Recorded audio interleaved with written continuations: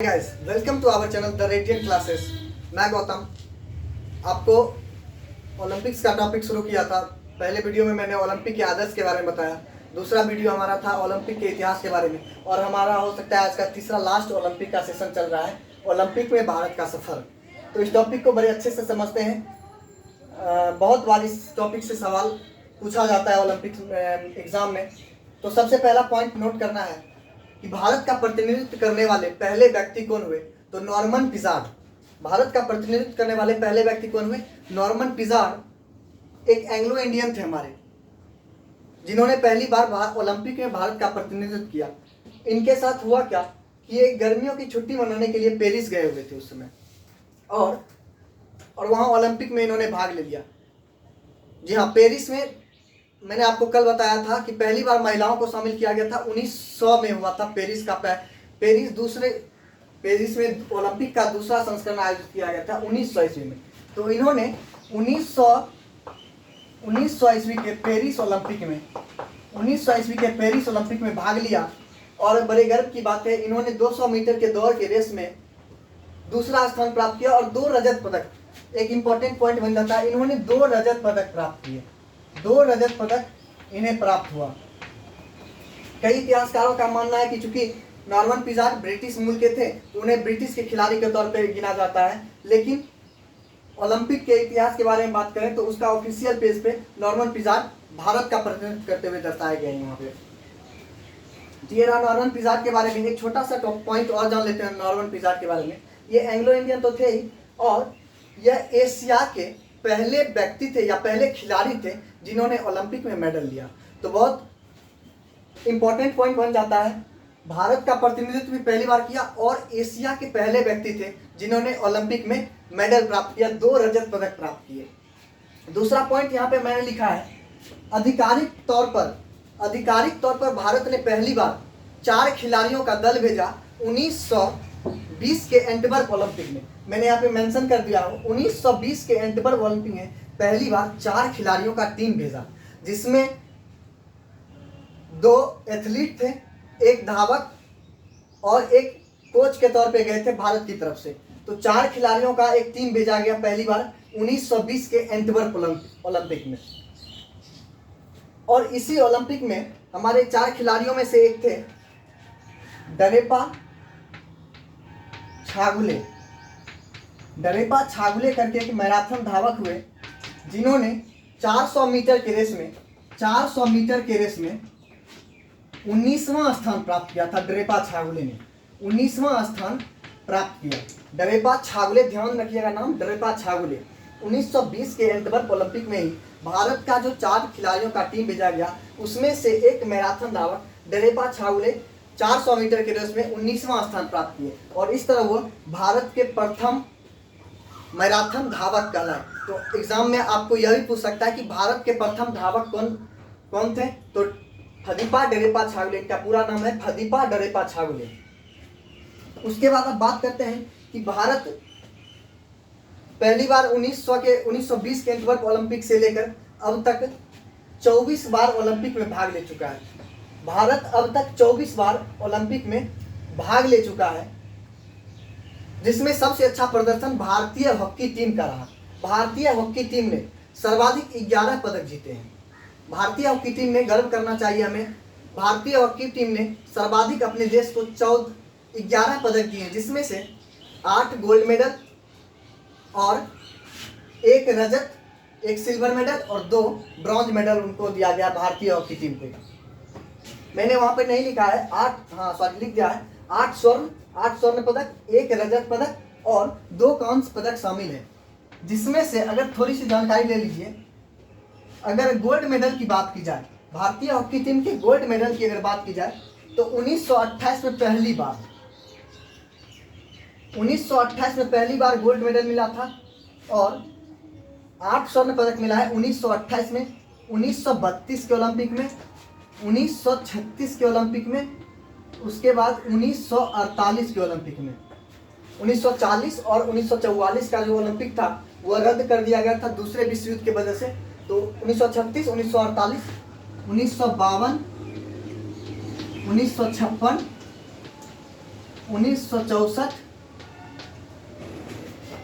और 1980 के ओलंपिक में भारतीय हॉकी टीम ने अपने देश को स्वर्ण पदक दिलाए। 1 2 3 4 5 6 7 8 स्वर्ण पदक भारतीय हॉकी टीम ने दिलाए। जबकि सिल्वर मेडल की बात की जाए तो सिल्वर मेडल मिला है भारत को, एक सिल्वर मेडल मिला है 1960 के रोम ओलंपिक में भारत को सिल्वर मेडल मिला है। और दो कांस्य पदक की बात की जाए, 2 ब्रॉन्ज मेडल की बात की जाए तो भारतीय हॉकी टीम को 2 ब्रॉन्ज मेडल 1968 और 1972 के ओलंपिक में 2 कांस्य पदक मिला है। तो भारतीय हॉकी टीम ने अभी तक अच्छा प्रदर्शन रहा ओलंपिक में। लेकिन एक कह सकते हैं कि 1980 के बाद भारतीय हॉकी टीम ओलंपिक में पदक अभी तक एक भी पदक नहीं प्राप्त कर पाई है, क्योंकि इसका थोड़ा सा प्रभाव पड़ा है क्रिकेट का। 1983 में जब वर्ल्ड कप हुआ, जिसमें भारतीय टीम वर्ल्ड कप जीती थी, तो बहुत सारे युवाओं का रुझान क्रिकेट की तरफ ज़्यादा हो गया और क्रिकेट की लोकप्रियता धीरे धीरे बढ़ते चली गई, जिससे ओलंपिक में दिलचस्पी घटती चली गई। तो ये हो गए भारतीय हॉकी टीम के बारे में। उसके बाद मैं पॉइंट लेके चला हूँ, बहुत ही इंपॉर्टेंट होगा, भारतीय दृष्टिकोण से महत्वपूर्ण ओलंपिक। मैं चूंकि भारत के सफर के बारे में बात कर रहा हूँ, तो भारतीय ओलंपिक टीम का भारतीय दृष्टिकोण से जो महत्वपूर्ण ओलंपिक रहे भारतीय टीम के दृष्टिकोण से, उसके बारे में मैं लेके चलता हूँ। सबसे पहले एम्स्टर्डम ओलंपिक 1928 की बात करते हैं। तो पहली बार भारतीय हॉकी टीम ने 1928 ईस्वी में ही, मैंने यहाँ पे बताया कि पहली बार 1928 ईस्वी में ही स्वर्ण पदक जीता था। उस टाइम हमारा इंडिया टीम नहीं कहलाता था, ब्रिटिश इंडिया कहलाती थी। चूंकि भारत आज़ाद नहीं हुई थी, इसलिए ब्रिटिश इंडिया टीम कहलाती थी। तो भारतीय हॉकी टीम ने पहली बार 1928 के एम्स्टर्डम ओलंपिक में गोल्ड मेडल जीता। उसके बाद इंपॉर्टेंट ओलंपिक आ जाती है हेलसिंकी ओलंपिक, जो 1952 ईस्वी में आयोजित की गई थी हेलसिंकी में, जिसमें केडी जाधव को एक कांस्य पुरस्कार मिला, एक कांस्य मेडल मिला केडी जाधव को। यहाँ पे मैं इसलिए लेके चला हूँ कि क्वेश्चन कई बार आपसे एग्जाम में घुमा के पूछ दिया जाता है कि केडी जाधव जिन्होंने एक कांस्य पदक जीता था, उनका संबंध किस खेल से है। व्यक्ति पर्सन खेल दे दिया जाता है, ऑप्शन में इस तरह से आपको दे दिया जाएगा। तो केडी जाधव कुश्ती में एक कांस्य पदक मिले थे हेलसिंकी ओलंपिक 1952। उसके बाद हम बढ़ते हैं अटलांटा ओलंपिक 1996 की बात करते हैं, जिसमें लिएंडर पेस ने भारत को एक कांस्य पदक दिलाया था। भारत को एक कांस्य पदक दिलाया, टेनिस से संबंधित है। उसके बाद बात करते हैं सिडनी ओलंपिक 2000 ईस्वी में। सिडनी ओलंपिक ऑस्ट्रेलिया में जो हुआ 2000 में, जिसमें कर्णम मल्लेश्वरी ने भारोत्तोलन वेट लिफ्टिंग में एक कांस्य पदक हमारे इंडिया को दिलाया। एथेंस ओलंपिक 2004 में, एथेंस में देखिए दूसरी बार एथेंस में ओलंपिक कब आयोजित किया गया, इस तरह से भी अगर क्वेश्चन बनता है तो वहाँ जवाब देना है। एथेंस में पहला ओलंपिक हुआ था एथेंस में 1896 में, और दूसरी बार ओलंपिक हुआ 2004 में।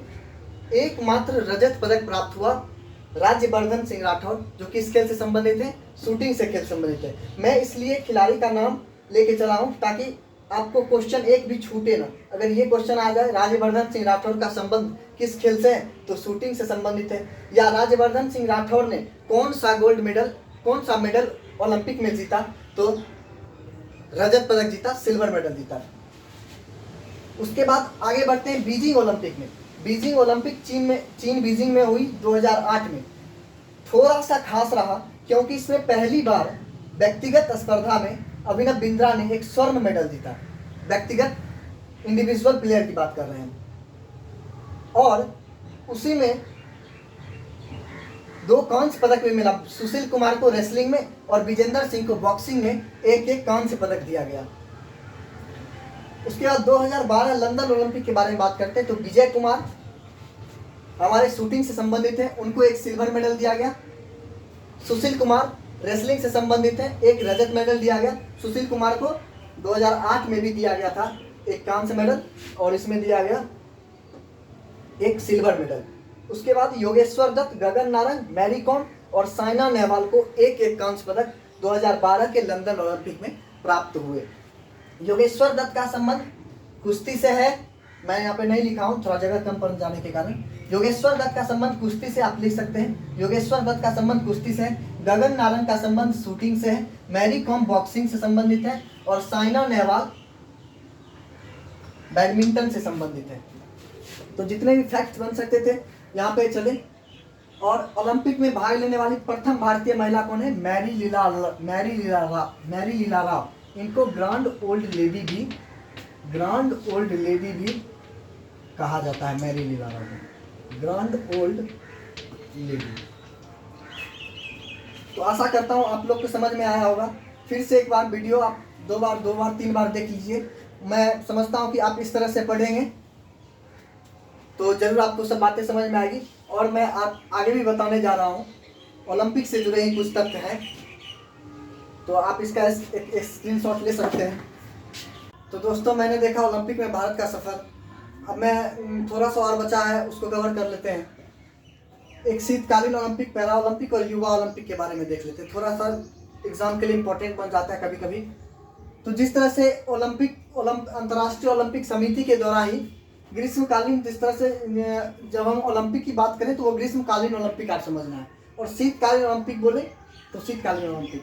ग्रीष्मकालीन ओलंपिक के प्रत्येक 2 साल बाद शीतकालीन ओलंपिक अभी आयोजित किया जाता है। अगर बात करें शीतकालीन ओलंपिक की शुरुआत, तो शीतकालीन ओलंपिक की शुरुआत 1924 ईस्वी में की गई। फ्रांस के चेमोनिक्स शहर में शीतकालीन ओलंपिक की शुरुआत की गई।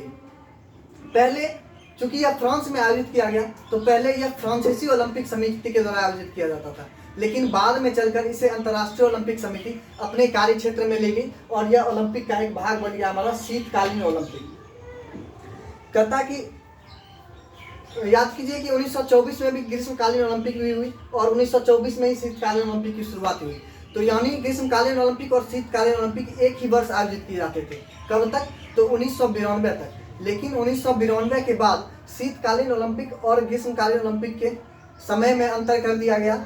प्रत्येक ग्रीष्मकालीन ओलंपिक होने के बाद प्रत्येक 2 साल के बाद शीतकालीन ओलंपिक आयोजित किया जाता है। मैंने यहाँ पे लिख दिया, आप स्क्रीनशॉट लेके बाद में नोट बना सकते हैं कि 1992 तक ग्रीष्मकालीन ओलंपिक और शीतकालीन ओलंपिक साथ साथ होते थे, और 1992 के बाद ग्रीष्मकालीन ओलंपिक के 2 वर्ष बाद शीतकालीन ओलंपिक का आयोजन किया जाता है। यानी 2016 में हुआ था रियो डी जेनेरियो ब्राजील में ग्रीष्मकालीन ओलंपिक, और तो 2 साल बाद शीतकालीन ओलंपिक कहाँ हुआ? 23वां हमारा 2018 प्योंगचांग दक्षिण कोरिया में खेला गया।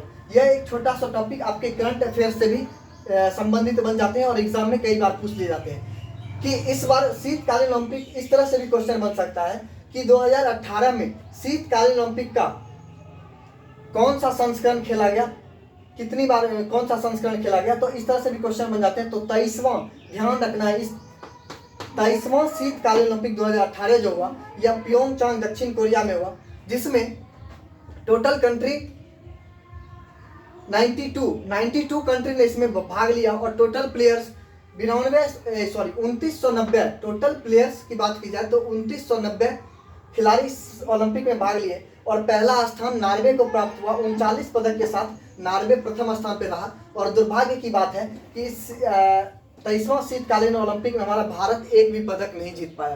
तो यह रहा शीतकालीन ओलंपिक से संबंधित कुछ बातें। शुरुआत कब हुई? साथ आयोजित किए जाते थे, बाद में अलग किया दिया गया 1992 के बाद। 1992 के बाद 2 साल के बाद आयोजित किया गया, और यह 2018 में जो 23वां शीतकालीन ओलंपिक खेला गया है, इसको एक बार पॉइंट को आप अच्छे से वीडियो में देख लीजिएगा। उसके बाद हम बात करते हैं पैरा ओलंपिक की। पैरा ओलंपिक की शुरुआत करने क्यों शुरू की गई, इसके बारे में थोड़ा सा जान लेते हैं।